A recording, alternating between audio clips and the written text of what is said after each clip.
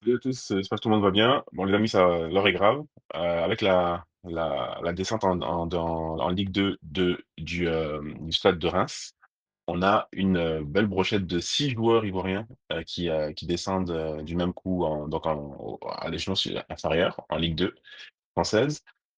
C'est un problème parce que, pour leur progression, dépendamment des joueurs, notamment les plus jeunes, ça représente vraiment un contretemps important, notamment pour des joueurs, d'importance comme, Cédric Kipré, Yaya Kader Fofana, hem, Amadou Koné ou encore, évidemment le gourou national, Oumar Diakité.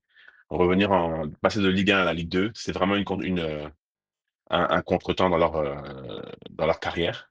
Ce sont des joueurs qui sont en pleine ascendance et donc ça va commencer ça va réellement devenir un enjeu de ce marché du transfert. Donc justement, on va profiter de cette question-là, en fait, pour aborder, en fait, ligne par ligne, les principaux enjeux qui se présentent, donc à nos éléphants, en matière donc de transfert. Faut savoir que la Côte d'Ivoire n'a quasiment jamais eu un vivier aussi important, un vivier de talent aussi important, évoluant, notamment en Europe. Hem et paradoxalement, alors qu'on a énormément de talent partout dans tous les championnats, comparé à la génération dorée, on a très peu de joueurs évoluant dans de grands clubs. À l'époque, on pouvait avoir donc bien sûr un Drogba à Chelsea, on pouvait avoir un, Kolo et Yaya Touré à Manchester City. On a eu, par exemple, des Salomon Kalou, par exemple, évoluant à Chelsea également. On avait, Bonaventure Kalou, au PSG, ou encore Gervinho à Arsenal, Cheikh Choté, puis Personnel à Newcastle. Cette époque-là, en fait, doit, nous sert évidemment de référence. On a aujourd'hui beaucoup plus de joueurs disponibles qu'à l'époque, mais cette génération-là de jeunes doit, maintenant, alors qu'elle a pour un bon nombre d'entre eux, alors qu'un bon nombre d'entre eux ont fait leurs preuves, ont montré de quoi ils étaient capables, cette génération-là doit passer un cap et je pense que c'est cette année avec notamment donc le mercato, qu'en termes de club, ce cap-là doit être franchi et je pense qu'ils en ont tout à fait la capacité. On va passer donc joueur par joueur et on va voir que effectivement en septembre, on peut se retrouver avec, une nouvelle génération dorée, non pas encore une fois en nombre de talents, parce qu'en nombre de talents, on a ce qu'il faut, vraiment. La Côte d'Ivoire est par exemple en Ligue 1 français, la nationalité la mieux représentée. La nationalité étrangère la mieux représentée et en Europe, on fait partie des premières diasporas footballistiques. Mais, en termes donc d'envergure de club, hem, le meilleur reste à venir.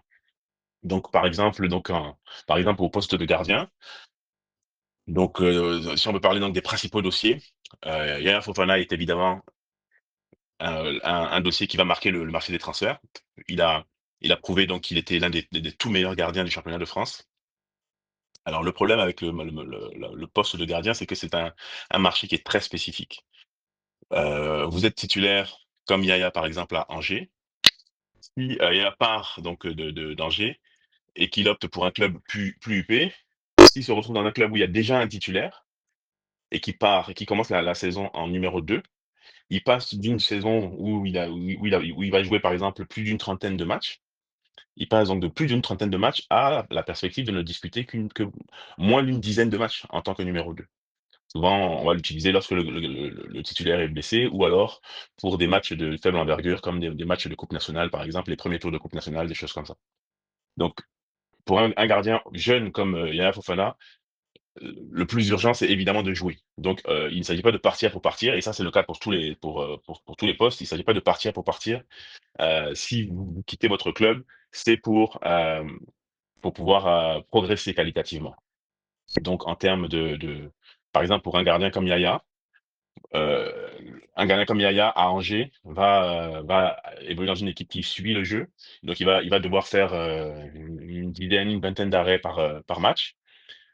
Et c'est là qu'il s'est illustré. Là, maintenant, pour franchir un cap, il faut qu'il joue dans il faut qu'il il joue dans une équipe Le but, c'est de pouvoir jouer dans une équipe où il ne va avoir à faire qu'un nombre très réduit d'arrêts par match, mais qui reste décisif, juste en ayant deux trois occasions, de se montrer, deux trois occasions donc d'effectuer des arrêts. C'est tout l'enjeu pour un gardien de but. Donc ça c'est vraiment très difficile en fait de déjà de trouver une opportunité et de faire un choix, éclairé pour le reste de sa carrière. J'ai aucun doute que, notamment dans le championnat de France, un un club, plus huppé que Angers, on peut parler même par exemple de clubs comme, comme Rennes par exemple qui vient donc de perdre, son gardien phare, hein, Mandanda. Un club comme Rennes, donc un club on va dire moyen, mais dans le haut du panier tout de même, comme Rennes, pourrait faire effectivement appel à un gardien comme Yaya Fofana et ce serait vraiment une vraie avancée pour lui. On parle également de lui en Angleterre, mais moi je pense que à son âge, ce serait bien qu'il puisse juste franchir ce palier-là et heu, évoluer donc dans une équipe. Moi je pense qu'un club comme Rennes ou un autre, un club similaire, mais dont le gardien titulaire s'en irait, pour laisser la place à Yaya, ferait amplement l'affaire. On a toujours au poste de gardien, bien sûr, moi celui que je considère comme comme évidemment un joueur ivoirien et donc pour lequel je ne lâcherai pas l'affaire tant que les choses n'auront pas été conclues, mais un gardien comme Guillaume Rest, enfin si donc il jouait, hein, pour l'équipe nationale déjà serait parfait pour, mettre en concurrence Yaya Fofana qui aujourd'hui n'a aucune concurrence évidemment, hein. C'est le seul gardien et le problème c'est que le jour où il lui arrive quelque chose et c'est vraiment pas ce qu'on souhaite, mais s'il arrivait que Yaya Fofana se blessait, on n'aurait aucune solution viable du même niveau. Heu, avec un Guillaume Rest, on pourrait voir venir. Bon, bah, Guillaume Rest joue à Toulouse, il est évidemment archi titulaire là-bas et je pense que un club comme Toulouse peut tout à fait convenir effectivement à Guillaume Rest pour qu'il poursuive en fait sa progression. C'est un excellent gardien et il est pas très loin du niveau de Yaya Fofana selon moi. Donc ce serait bien, encore une fois, je le répète, que la fédération et que Faye, parviennent à le convaincre de jouer pour la seule équipe nationale pour laquelle il pourra jouer, c'est-à-dire l'équipe nationale de Côte d'Ivoire. Hem, toujours donc au poste de gardien, on a Issa Fofana. C'est un très bon gardien. On va pouvoir le voir, lors du match des U23 contre les Pays-Bas. Il joue au Soudan, à Al Ahly de mémoire. Il est vraiment temps pour Issa Fofana qui a fait ses preuves, en très peu de temps, au Soudan. Il est absolument urgent pour lui vu qu'il arrive à la fin de son contrat là-bas, qu'il puisse quitter ce pays, qui lui a permis donc de se révéler et qu'il puisse gagner donc un championnat européen, dans lequel donc il va pouvoir, faire ses preuves. On a également, Mohamed Koné qui est à Charleroi. Heu, Encore une fois, il est très loin aujourd'hui de Yaya Fofana. C'est censé être notre numéro 2. Il est très loin de Yaya Fofana et ce serait bien pour lui effectivement qu'il puisse, ne pourquoi pas je ne sais pas s'il a été prêté par le Havre ou s'il a été définitivement transféré, mais s'il n'a été que prêté, bah, s'il revenait au Havre et qu'il parvenait par exemple à s'imposer, ce serait bon, mais il est clair que pour un gardien, c'est très difficile de bouger. Par exemple, là, il est à Charleroi, il est titulaire à Charleroi. C'est sûr que s'il revenait au Havre et qu'il commençait comme numéro 2, pour un jeune gardien, c'est pas forcément l'idéal.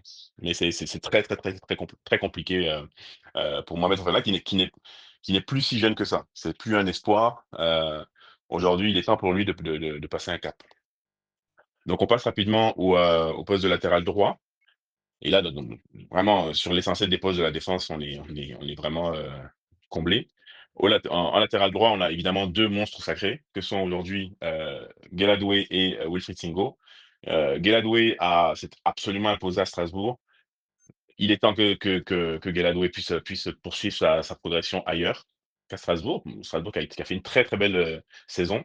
Je pense qu'il va quand même qu'il va subir, lors de ce mercato un vrai pillage. Ils vont perdre plusieurs joueurs phares. Donc pour l'année prochaine, l'équipe ne sera pas aussi compétitive qu'elle l'a été cette année. Donc pour Guelladoué, c'est très important de pouvoir, rebondir ailleurs poursuivre sa progression ailleurs. On parle de lui, dans de bons clubs, notamment en Angleterre. Arsenal notamment a été évoqué. Alors lui, son intérêt, c'est évidemment de pouvoir, heu, jouer dans une équipe où il va être titulaire ou au moins où il va pouvoir se battre pour une place de titulaire et je pense qu'il en a tout à fait la capacité. C'est un joueur qui est polyvalent. Donc, pour Guelladoué, la question ne se pose même pas. Je pense qu'il a les moyens de partir de Strasbourg. Il a des touches à l'étranger et il a tout intérêt à partir de Strasbourg. Donc, on va le suivre, pour ce mercato. Il va signer dans un bon club, notamment anglais, je pense et ce sera pour le mieux. Singo, c'est plus compliqué, mais lui également a un potentiel absolument énorme et ça a été reconnu. On parle également de lui en Angleterre. Je ne le vois pas ailleurs en France. Il est à Monaco. C'est soit il reste à Monaco, parce qu'en fait, Monaco va à nouveau donc jouer la Champions League l'année prochaine. Ils vont se renforcer. Donc, rester à Monaco pour lui ne serait pas non plus une mauvaise chose, parce qu'en fait, ça lui permettrait de confirmer ce qu'il a déjà prouvé cette année en Coupe d'Europe. Donc, ce ne serait pas forcément une mauvaise chose. Euh, Par contre, s'il passait en Angleterre, je pense que notamment son niveau athlétique qui est absolument phénoménal, pourrait suivre la même, courbe, la même progression que, par exemple, un Agbadou en Angleterre. Je pense que sa puissance athlétique, fera absolument merveille et il a la capacité de s'imposer n'importe où en Angleterre. L'important, c'est évidemment de choisir un club qui s'adapte à son jeu. Donc, mais je le vois bien effectivement, bah, en fait, que ce soit qui quitte, Monaco pour un club, plus huppé qui joue également à la Champions League ou qui reste à Monaco pour y jouer la Champions League, ce sera, je pense, il ne fera pas de mauvais choix. Dans les 2 cas, ce sera une bonne chose. On a un 3 latéral droit avec Luc Zogbé. Lui, par contre, c'est un tout jeune. Il s'illustre vraiment par sa progression, patiente mais assuré. Là aujourd'hui, il est en équipe nationale A, sa première sélection, qui continue de franchir les paliers petit à petit et je pense que Brest est un cadre idéal pour lui pour pouvoir, le faire. C'est un club qui est bien géré, qui a une bonne vision sportive et Luc Zogbé doit assurer sa place de titulaire d'abord, avant de pouvoir, penser à aller ailleurs. Alors ensuite après, on passe aux défenseurs centraux et là, c'est le feu d'artifice. La Côte d'Ivoire est de loin en Afrique, selon moi, l'équipe qui est la mieux servie dans ce domaine. On a notamment 3 monstres, 3 joueurs qui seraient archi titulaires dans n'importe quelle sélection, en Afrique, même plus, hein. Moi, je considère même qu'un Cédric Kipéré, on a vraiment beaucoup de joueurs qui Willy Bolly et cetera, seraient titulaires dans la plupart des équipes africaines anyway. Mais pour ne parler que des 3 titulaires au poste. Donc on peut commencer par notamment, par Diomandé, Ousmane Diomandé, qui a remporté tout ce qu'il y avait à remporter au Sporting. Il a fait le tour de la question au Sporting du Portugal enfin au Sporting de Lisbonne. Il est temps désormais d'accéder à l'échelon supérieur. Comme au dernier mercato, cette année, on parle encore de lui dans des clubs absolument, gigantesques.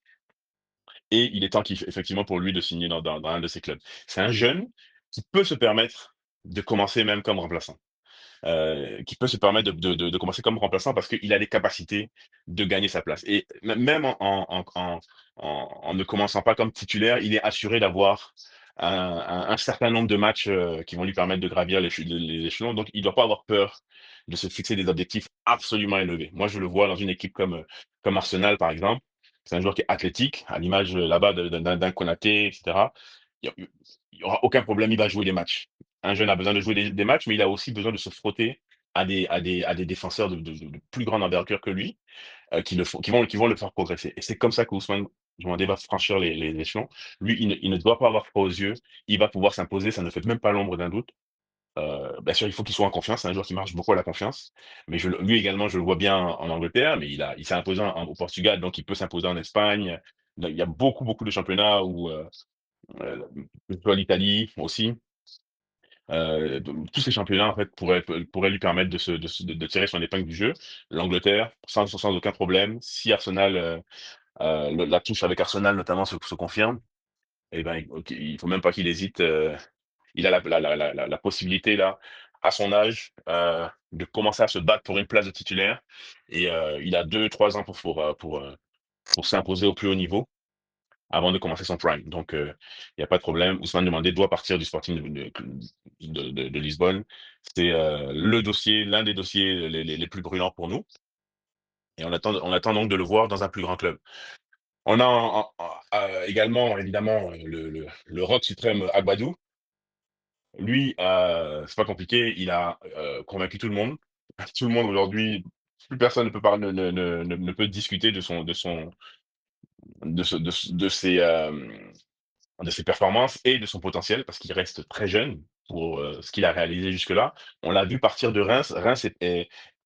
Lorsqu'il était à Reims, Reims était une équipe solide, heu, comment se battant pour la première moitié du tableau en France. Lorsqu'il est parti, Reims était une équipe à la dérive, est devenue une équipe à la dérive et elle est aujourd'hui reléguée en Ligue 2. Ça veut tout dire. C'est-à-dire que son absence est impactante, sa présence est impactante. C'est ce qu'on appelle un joueur majeur en termes de rendu, de performance. Donc il y a et aujourd'hui donc il est arrivé à Wolverhampton. Au bout de 2 matchs, il était titulaire, et il a conduit, bon, il a porté à bout de bras, la défense de Wolverhampton, qui aujourd'hui est une équipe absolument, absolument bien bâtie. Et donc il fera pareil l'année prochaine. C'est une équipe qui est bien gérée également, qui a de l'ambition. Je pense que le mieux pour lui, la solution la plus évidente et la plus sûre, c'est de rester à Wolverhampton et de continuer de faire son nom, de graver son nom dans le marbre, de la première ligue. Donc aucun souci pour Agbadou. Il peut partir en vacances tranquille. On le retrouvera la saison prochaine, à Wolverhampton, donc solide au poste. On a, par contre, le président de la défense, le ministre de la défense en chef, Ndika. Pour lui, la situation est plus compliquée. Non pas qu'il ait fait une mauvaise saison, bien au contraire, c'est peut-être même et c'est même sans doute l'Ivoirien le plus solide. C'est vraiment notre leader de défense. À Rome, c'est même pas qu'il est titulaire, c'est son équipe, donc il y a pas de problème. Il est vraiment solide au poste. Hem, Par contre, Ndika commence à rentrer dans son prime. Il commence à rentrer dans ses meilleures années. Donc à la différence de Ousmane Diomandé, il est hors de question pour Ndika, selon moi, d'aller dans un club où il va être, remplaçant.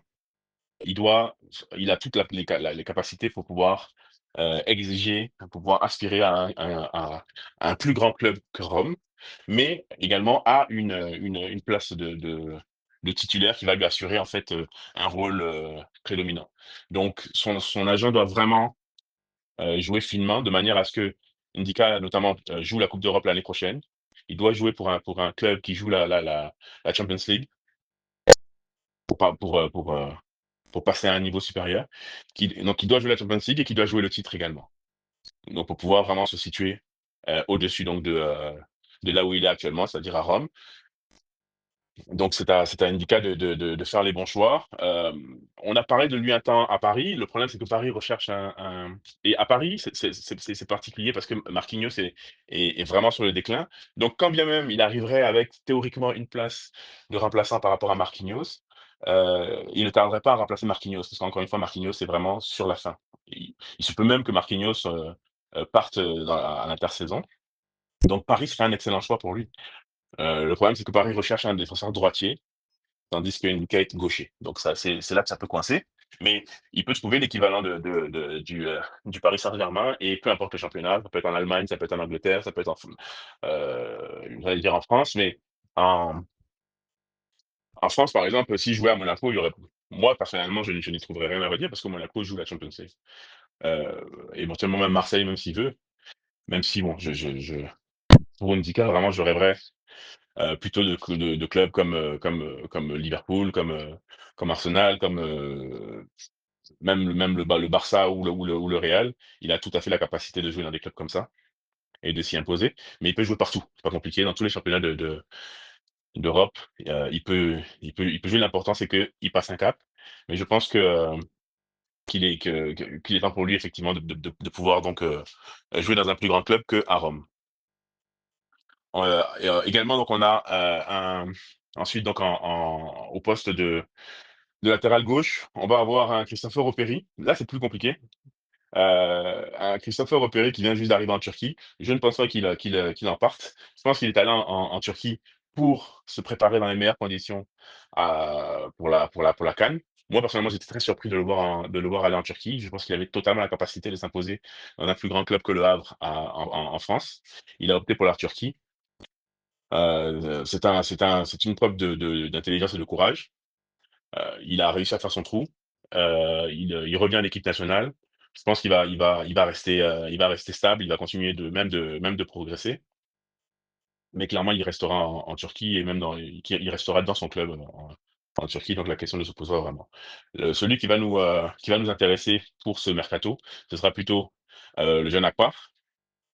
Akpar qui a fait une grosse saison à Auxerre. Ça fait plusieurs années qu'il gravit tranquillement les échelons. Je pense qu'il a fait le tour de la question à Auxerre et il est temps pour lui de tenter sa chance, notamment en Angleterre. On parle de lui notamment à Wolverhampton, aux côtés d'Agbadou, dans une défense à 3. Il n'y aura aucun problème, il pourrait s'y imposer. Ce qui serait intéressant, c'est qu'il puisse développer, en tout cas pour nous, pour la Côte d'Ivoire, c'est qu'il puisse développer dans son futur club ses compétences en latéral gauche. Parce qu'en fait, à Auxerre, il joue d'abord avant tout stopper gauche. Nous, on l'attend en équipe nationale, à moins qu'on change de système et qu'on passe en 3-4-3, nous on l'attend davantage en équipe nationale au poste de latéral gauche. Donc, il pouvait intégrer un système qui, le ferait jouer pleinement latéral gauche et si là, en fait, il pouvait développer ses capacités offensives, ça nous arrangerait parce il en a tout à fait la capacité, il en a tout à fait le talent. On a vu ses touches techniques, lorsqu'il est il est venu face au Burundi et la Gambie. Mais on l'a surtout vu à l'entraînement. Là, ce qu'on veut on veut le voir, apporter cette touche technique en match. Donc il faut il progresse et je pense il peut progresser, il va progresser, loin d'Auxerre et peut-être même loin du championnat de France, mais il peut aussi signer dans un meilleur club, qu'Auxerre, en France et continuer donc de progresser. Donc ensuite on a, le milieu de terrain. Donc au milieu de terrain, un joueur qui est en milieu défensif notamment, un joueur qui est très important, qui selon moi devrait être observé. Donc il fait partie des joueurs dont je parlais au tout début de cette analyse. C'est, le joueur de Reims, Amadou Koné, qui a un gros potentiel. Il est considéré à Reims comme, l'un des joueurs les plus, les avec le meilleur potentiel commercial. Parce qu'en fait, c'est l'un des joueurs qui a le plus de potentiel, justement, de potentiel en termes de talent. Mohamed Koné, clairement, n'a pas sa place ne doit pas descendre en Ligue 2. Il doit absolument, s'il y a une urgence dans ce mercato, une urgence dans ce mercato ivoirien, c'est vraiment Amadou Koné. Il doit absolument quitter Reims et donc ne pas descendre avec ce club en Ligue 2. Il doit, il peut rester dans le championnat de France, il n'y a absolument aucun problème. Alors, on évoquait également des touches en Angleterre, mais il faut savoir qu'à Reims, il n'a pas encore atteint la place de titulaire. Donc, en fait, il est tout jeune, il est extrêmement jeune. Il n'est pas encore titulaire à Reims, donc il peut jouer dans un autre club français même de faible envergure. De toute façon, il est milieu défensif, donc quand bien même ce serait un club qui subirait le jeu, etc. Pour faire ses classes, il y a pas mieux. Il peut jouer dans n'importe quel club, peu importe le pays, du moment qu'il a du temps de jeu et qu'il poursuit sa progression. Mais il faut absolument, je pense, par contre, que cette progression se fasse en première division et non pas donc en Ligue 2 comme c'est le cas avec Reims. On a, également donc un joueur, au milieu de terrain vraiment que moi je vais regarder, à cette intersaison.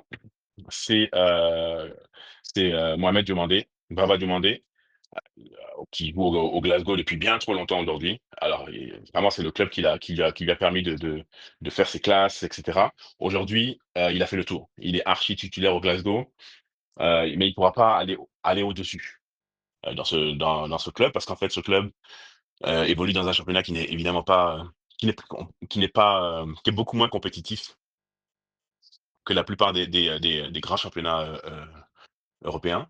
Donc il faut absolument il puisse donc, quitter ce championnat et donc poursuivre sa progression, que ce soit en Angleterre, mais surtout en Allemagne. On parle de lui, dans des clubs allemands, donc ce sera vraiment le mercato à suivre pour Mohamed Demandé, qui a tout pour devenir un des leaders techniques du milieu de terrain ivoirien. Je le vois remplacer sans problème, Seko Fofana, venir devenir le lieutenant de Kessié. Il peut jouer à tous les postes du milieu et il faut il se révèle. Il faut que ce soit notre nouveau Yaya Touré. Baba Diomandé est vraiment le joueur d'avenir. Il faut qu'il passe un cap lors de ce mercato en signant dans un meilleur club que Glasgow, en Europe, donc dans un autre championnat évidemment que celui de l'Écosse, notamment en Angleterre ou en Allemagne. Un autre joueur, à suivre, et on en a vraiment beaucoup, c'est, alors j'aurais parlé de Mario Dorgeles, mais je pense que on connaît tous le potentiel de Mario et j'ai pas de doute qu'il fera le bon choix. Lui également est un joueur, patient, qui fait ses preuves petit à petit. Alors c'est vrai que, là où il est aujourd'hui au Danemark, ce n'est pas c'est pas ce qu'il y a de mieux en termes de visibilité, mais lui, ça lui permet de continuer de progresser tranquillement. On ne parle pas de lui comme titulaire en équipe nationale, mais il restera toujours une bonne option lors de la CAN, une bonne option, pour faire de bonnes rentrées en jeu, pour conserver le ballon et cetera. Donc rester à Nordirlande ne pose pas un problème insurmontable. S'il signe ailleurs, tant mieux. Ça peut être par exemple en Suisse, on a eu, des joueurs qui ont suivi cette progression, que ce soit en Suisse ou dans un bon petit club, français, belge même s'il veut. L'important c'est qu'il poursuive sa progression et Nordirlande est un très bon club pour cela. Celui dont je voulais surtout parler, c'est, comment évidemment, Béni Traoré. Béni Traoré que je situe, heu, au milieu de terrain, mais qui, puisqu'il peut prétendre en fait au poste de 10. On peut également le mettre en attaque. Donc un joueur comme Béni Traoré par contre a, heu, a démontré en partant de Nantes pour aller au FC Sion qu'il avait l'intelligence en fait de reculer pour mieux sauter. Et vraiment il a très, très bien réussi cette opération. Il s'est remis en confiance au FC Sion. Je pense que pour lui, il est temps de ne pas perdre de temps.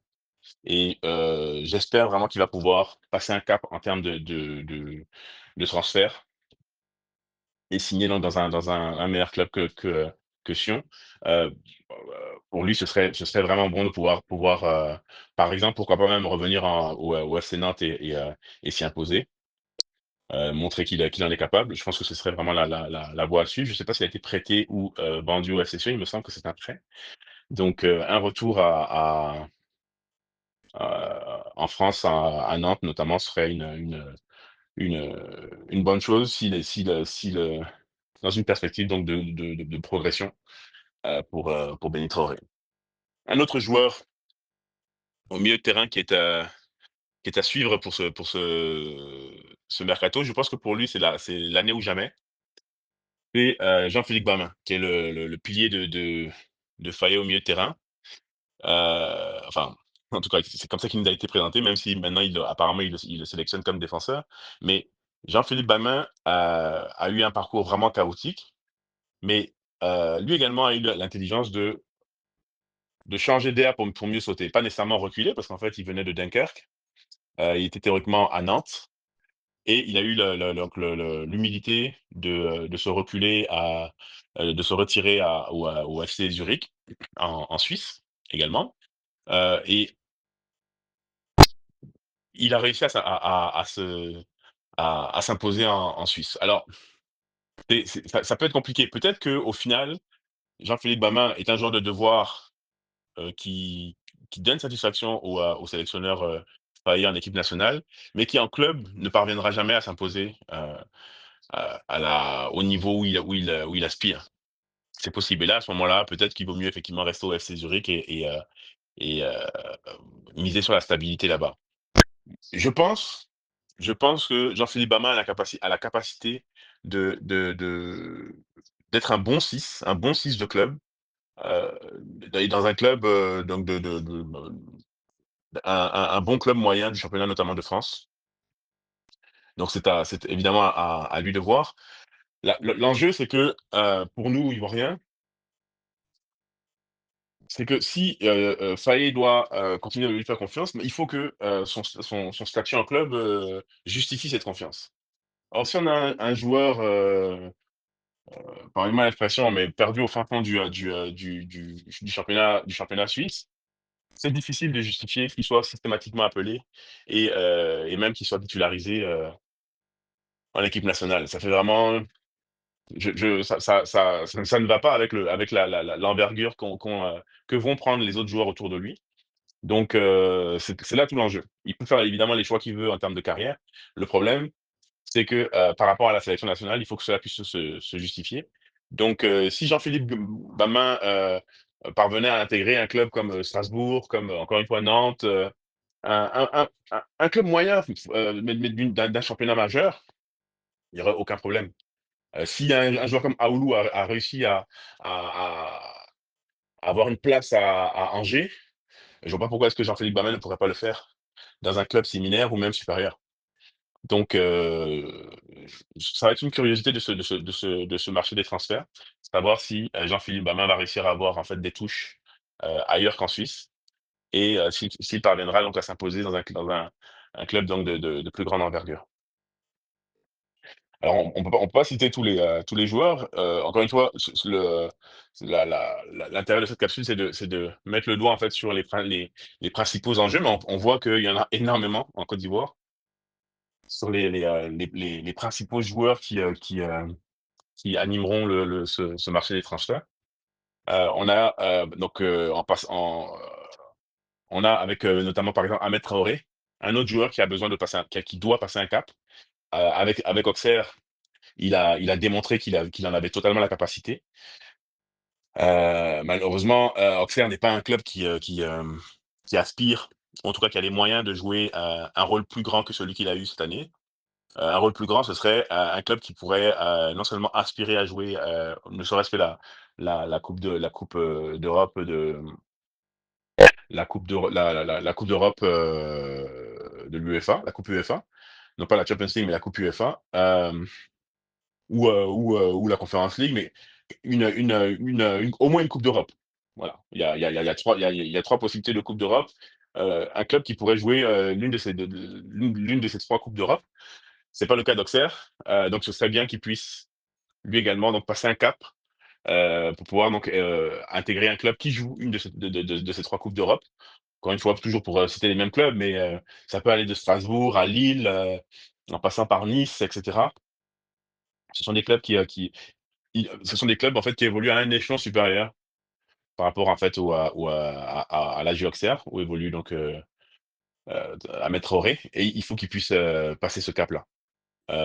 Il a totalement la capacité de devenir, le 10 titulaire de l'équipe nationale de Côte d'Ivoire, mais pour cela, il doit, monter d'un cran en termes donc d'envergure de club et pouvoir donc se frotter donc aux compétitions européennes. C'est là qu'on acquiert le plus d'expérience. Moi, je le vois bien rester dans le championnat de France par contre. Il ne s'agit pas d'aller faire des choix, et de se perdre, notamment en Angleterre et cetera. En championnat de France déjà qui s'impose dans un club, un club donc, visant les 10 premières places, les 10, les 8 premières places du championnat de France. S'il parvient à s'y imposer, et lui aussi est jeune, hein, s'il parvient à s'y imposer, là, à ce moment-là, il pourra déjà commencer à aborder son prime, parce qu'il arrivera bientôt à 26 ans, si je m'abuse. Donc, et là, à ce moment-là, il pourra, commencer donc à postuler réellement, à assumer réellement une place donc de titulaire en équipe nationale de Côte d'Ivoire. Donc pour aborder enfin donc et rapidement les postes de l'attaque qui eux aussi sont plein d'enjeux. On va commencer par Adengra. Adengra qui va être le joueur phare à suivre, lors de ce mercato, bah, au même titre que Yaya, que Ndika, que Ousmane Demandé, et cetera. Adingra, clairement, ne doit pas rester à Brighton. Ce serait une insulte à l'intelligence de chacun, qu'il s'inflige, comment une saison de plus dans ce club. Il faut absolument qu'il parte de ce club qu'il a vraiment desservi, mais dans lequel donc lui aussi le fait qu'il ne se soit pas imposé à Brighton, selon moi, heu, est de sa responsabilité également, et même peut-être même surtout, même si le coach a fait des choix absolument, incompréhensibles, mais c'est toujours à Adingra, c'est toujours au joueur de prouver qu'il est capable de faire sa place, et c'est toujours lui qui a tort s'il ne il ne parvient pas à faire sa place. C'est comme ça la réalité des professionnels. Donc Adingra, aujourd'hui, a non seulement plus sa place à Brighton, mais il a sa place à Marseille. On a appris que l'Inter avait a recruté le le joueur titulaire sur l'aile gauche de Marseille, Luis Enrique, et donc la place est libre. Il y a une place libre qui l'attend à Marseille où réside son ancien coach, qui lui-même l'attend. Donc vraiment, toutes les planètes sont alignées, toutes les la table est mise, pour que, Adingra puisse venir, s'installer donc, sur les bords de la Méditerranée, à Marseille, et qu'il fasse une grande, grande, grande, grande saison avec un public qui va chanter ses louanges et faire ses asalaamous. Donc, qu'il n'hésite pas. Il faut absolument, je ne vois pas d'autres destinations. Il peut réussir ailleurs, mais vraiment la destination idéale pour lui, ce serait, Marseille. Sur l'aile gauche, il serait vraiment sur orbite, et là, sa carrière pourrait, réellement commencer. Il a perdu une année, mais je pense qu'il va apprendre de cette année, parce que partout où il ira, de toute façon, il y aura de la concurrence, et ce sera à lui de s'imposer. Même à Marseille, encore une fois, même avec son ancien entraîneur De Zerbi, il faudra tout de même qu'il se fasse violence et qu'il fasse preuve de caractère pour, s'imposer, et que sa place de titulaire ne fasse l'objet d'aucune discussion. On a également évidemment, Amad Diallo, moi que je situe sur le marché des transferts pour, au moins 2 raisons. La première raison, c'est que moi j'estime, et comme je l'ai estimé, j'estime depuis plusieurs années que, Manchester United n'est pas un bon club pour lui. Je pense même que le championnat d'Angleterre n'est pas le championnat qui lui convient le mieux. Si j'imagine Amad Diallo jouer en Espagne, ça, ou même en Italie, sa technique, serait bien mieux mise en valeur. En Angleterre, on l'a trimballé à tous les postes. Une bonne partie de son jeu consiste à juste courir, longer la ligne et se prendre des impacts qui l'ont fragilisé et qui ont causé, les blessures qu'il a eues, depuis qu'il y est. En Espagne, sa technique serait donc, mieux mise en valeur, et il pourrait jouer avec dans des collectifs qui seraient mieux huilés, techniquement. Ça correspondrait beaucoup mieux à son jeu. Ceci dit, le fait d'avoir joué en Angleterre a forgé son caractère. On le voit se battre, et ne jamais refuser le combat, les défis, et ça, c'est une excellente chose. Ça lui a permis de progresser et d'être l'homme qu'il est aujourd'hui. Aujourd'hui, il est temps pour lui, de passer à autre chose, selon moi. Manchester est complètement embourbé, et ça, c'est ma deuxième raison. Je pense même que c'est même peut-être même Manchester qui va le placer sur la liste des transferts, parce qu'en fait, ils vont avoir besoin de liquidité. C'est un club qui est très mal géré, mais qui aussi a d'autres projets, la construction d'un stade, et cetera. Ça va coûter très cher dans les années à venir. Ils ne vont pas jouer la coupe d'Europe. Ça va être un manque à gagner terrible pour leurs finances. Amad Diallo est sans doute le joueur le plus valorisable, sur le marché des transferts. C'est peut-être, encore une fois, Manchester eux-mêmes qui vont le mettre sur le marché des transferts, et ce sera tant mieux. Surtout s'il peut en plus, en profiter pour quitter l'Angleterre. Moi, ça m'irait très bien. Heu et la troisième raison, c'est que, i l'année prochaine, il va jouer dans une équipe, à mon avis, qui ne sera pas compétitive. Je peux me tromper, mais il va falloir que Manchester fasse un énorme ménage dans son effectif pour pouvoir bâtir un 11 compétitif, et encore une fois, je ne pense pas qu'ils vont en avoir les moyens de, parce que ça va coûter très cher de faire un ménage et de recruter des joueurs, meilleurs que ceux qu'ils ont cette année, et donc je pense qu'ils vont pas en avoir les moyens. Or si, comme cette année, Amad joue dans un effectif qui n'est pas compétitif, il va finir par stagner. Alors certes, ça va être le meilleur joueur de l'effectif, mais à quoi ça sert d'être le meilleur d'un effectif, moyen si ce n'est mauvais?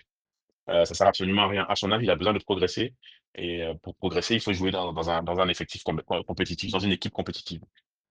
Donc je souhaite vraiment que Amad Diallo soit sur le marché des transferts et qu'il quitte même l'Angleterre pour pouvoir jouer dans un environnement qui va mieux le servir, que ce soit en Espagne ou en Italie. Je le vois très bien, par exemple, à l'Inter, qui va avoir besoin de milieux de terrain rajeunis, milieu de terrain, attaquant, donc moins vieux que ceux qu'ils ont aujourd'hui. L'Inter est un club ambitieux. L'Italie est un championnat où un joueur comme Amad Diallo peut absolument s'imposer. On a donc également évidemment Haller, qui fait toujours l'actualité sur le marché des transferts. Selon moi, il est urgent pour Haller de rester dans son club. S'il y a une urgence, en fait, c'est précisément de n'aller nulle part et donc de rester en fait à Utrecht, où il a pu se refaire une santé, il a pu se refaire une confiance. S'il est parti à Utrecht, c'est pour préparer la Coupe d'Afrique. C'est très, très intelligent et très sage de sa part. Il a réussi à s'y imposer. Là, il a besoin de continuité. Il faut absolument que Haller reste à Utrecht et qu'il continue donc à empiler les buts, à prendre de la confiance, à prendre de la force athlétique pour pouvoir donc nous offrir ces buts satanesques lors de la CAN et ensuite en 2026 lors de la Coupe du Monde. Donc on aspire qu'à une seule chose pour Haller, c'est évidemment le succès et si ce succès peut se situer dans la plus grande des stabilités, c'est-à-dire à Utrecht, ce sera parfait.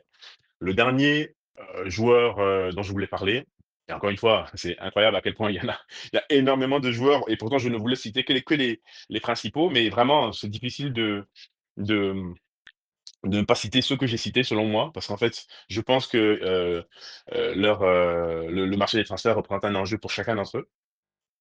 Et il y en a encore plein d'autres, mais ça, là, on parle vraiment des principaux. Donc le dernier joueur que je voulais citer, qui lui est évidemment concerné par le marché des transferts, c'est certain, c'est évidemment Guessant. Guessant est le joueur ivoirien qui a été le plus décisif. C'est la flèche montante de l'attaque. Alors c'est vrai que théoriquement, dans l'état actuel des choses, ce n'est pas le titulaire au poste, il n'est pas titulaire, en attaque, si on se fie au potentiel de chacun et cetera. Notre ligne d'attaque, c'est bien bel et bien Diallo, Haller et Adingra. Mais Guessant, après la saison qu'il a fait, va se poser comme une alternative évidente. Et si, après la saison qu'il a fait, et face au nombre de clubs intéressés par son profil, il signe dans un gros club, comme par exemple, encore une fois, Newcastle, par exemple, et cetera. Ça va être très difficile pour Faé de justifier que Guessant soit maintenu sur le banc. S'il est maintenu sur le banc, ça veut dire que ça va très bien en équipe nationale. Ça veut dire que Haller assume son poste, ça veut dire que Diallo est là, ça veut dire et qu'il est là à un très bon niveau, ça veut dire que Adingra est là à un très bon niveau. Donc c'est parfait pour la Côte d'Ivoire. Mais si, comme je le pense, Guessant signe dans un club plus huppé que Nice. Et alors les conditions, ça va être ça, c'est que non seulement ce club-là doit aspirer à de plus grandes ambitions que Nice. Ce club-là doit avoir un meilleur effectif que Nice. Et idéalement, ce club doit jouer au moins la même Coupe d'Europe que celle de Nice, c'est-à-dire au moins donc la Coupe d'Europe de l'UEFA ou la Champions League. Si donc Guessin joue dans un plus gros club que Nice, ça va être difficile encore une fois pour Faé donc de justifier qu'il reste, remplaçant. Mais peu importe, hein, c'est la difficulté du poste de sélectionneur. L'important pour nous, c'est que Guessin poursuive sa progression. Il est très jeune, 22 ans je crois et il a tout donc pour passer un cap. À la limite, s'il reste à Nice, c'est pas si grave que ça parce qu'encore une fois, Nice va jouer la Coupe d'Europe cette année et donc ce sera quelque chose de supplémentaire et non seulement va jouer la Coupe d'Europe, mais va aspirer à des ambitions plus grandes. Donc si Guessant reste à Nice et qu'il refait une saison similaire au moins à celle de cette année, ce sera un progrès pour lui et ce sera dans il se situera dans sa progression. Mais s'il quitte Nice et qu'il va, par exemple, en Angleterre, ou moi je le vois très bien en Allemagne, s'imposer dans un club comme Francfort, par exemple. En Allemagne, il aurait l'espace nécessaire, ce serait parfait pour lui. Je pense que ce serait vraiment, vraiment, vraiment très un très bon move pour lui. Je pense que ça va être difficile ensuite donc de lui passer devant à l'équipe nationale. Donc voilà, j'ai fait le tour des joueurs que je pense être les prochains acteurs donc du mercato. C'est un tour qui est assez long, mais c'est justement ça démontre l'étendue du potentiel de la Côte d'Ivoire, le nombre de joueurs avec avec donc des joueurs de talent qui représentent un enjeu important. Il n'y a pas beaucoup d'équipes en Afrique qui peuvent présenter un tel effectif. Nous, on l'a. C'est une chance. Il faut qu'on en profite. C'est le travail de Faye de nous mener à bon port avec la Ferrari qu'il a entre les mains. Allez, bonne continuation à tous. Et allez les éléphants. Donc, cher ami, j'espère que cette vidéo vous a plu. Merci à Marc d'avoir décortiqué. J'espère que vous allez donner vos points de vue. En tout cas, on se dit à très bientôt pour une autre journal des éléphants combiné d'analyse sur les éléphants.